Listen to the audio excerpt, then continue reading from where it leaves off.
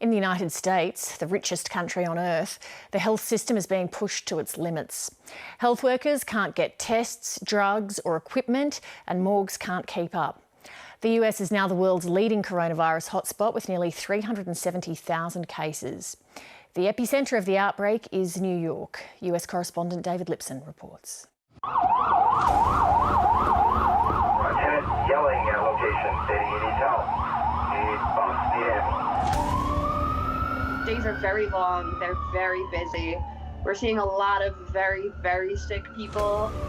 Last week alone, I did 93 hours I worked. We are now on our way to a cardiac arrest. For New York City paramedic Megan Pfeiffer, day and night shift have merged. So busy, we're currently not getting BLS backup either. It's like battlefields triage out there right now. In the fight against COVID-19, the city that never sleeps has taken on new meaning. I haven't been home in over a week now, I think probably closer to 2. I've lost track. I was sleeping in the station. There were several who were sleeping in their cars. Put this on your face. Just leave it on your face. The city's health system is so overwhelmed, the once unthinkable is now common practice. We are no longer transporting if we're not able to get a heartbeat back. Now at this point where they're going to be pronounced if we cannot get them revived after that 20 minutes or so. Just the amount of people sick and dying around us, it's really difficult.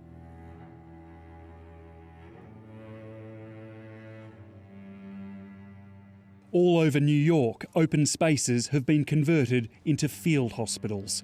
But with an increasing number of frontline health workers now off sick, their patients can't always get the help they need.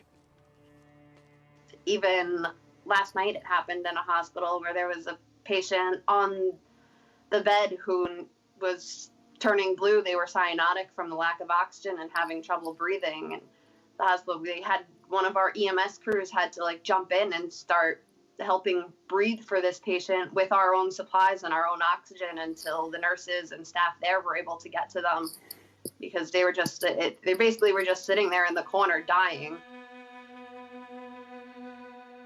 We have many people that don't survive. We have 10, 15 cadavers a day that we're shipping out. Oh, it's incredibly traumatic. There won't be anyone left to take care of. Judy Gonzalez is an ER nurse in the Montefiore Medical Centre in the Bronx. As union president, she's also leading another fight to get personal protective equipment, or PPE, for frontline workers.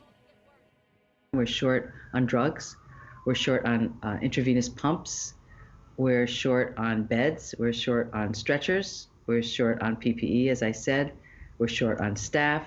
So we just feel like you walk into the hospital, you're walking into like a virus petri dish that you're, just bound to get sick.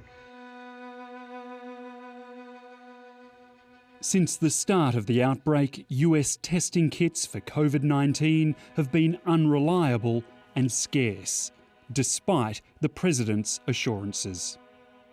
Anybody that needs a test gets a test. They're there. They have the tests, and the tests are beautiful. Don't have the tests to test everybody, we haven't had the access. That's extraordinary. Even for frontline paramedics, you can't get your hands on tests, is that right?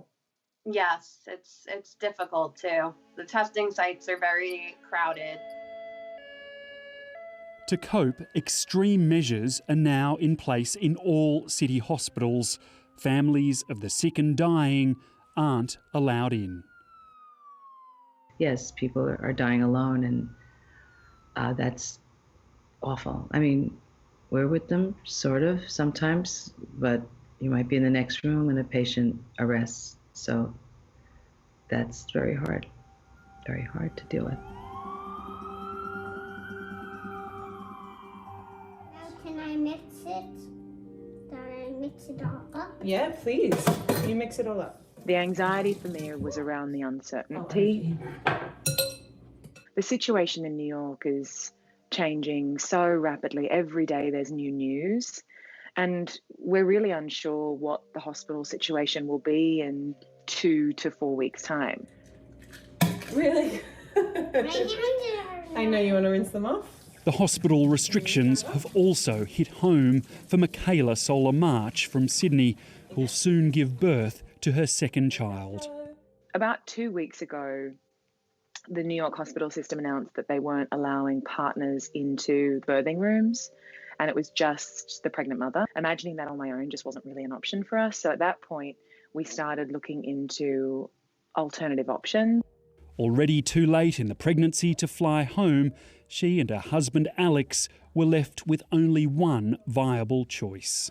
Luckily, we were able to find a midwife group or midwife practice who said that they would take us on, and we're now talking to them about organising a home birth. At this point, I think that our home is the safest place for me. Fully aware of the risks, they're staying focused on the future. We're about to become a family of 4, and there's nothing more exciting than welcoming a new baby girl into the world. Back on the front line, health workers like Megan Pfeiffer remain fixed on the ever-present emergency. Shout out to this dude who's up there cheering us on. Each day, there is one bright spot. At 7 p.m. every night that we have in New York City and Manhattan, they've been clapping and cheering for us, and it started to spread to other areas. I've had several people send me videos of that, and that almost brought me to tears. Thanks for everybody that's out there rooting for us.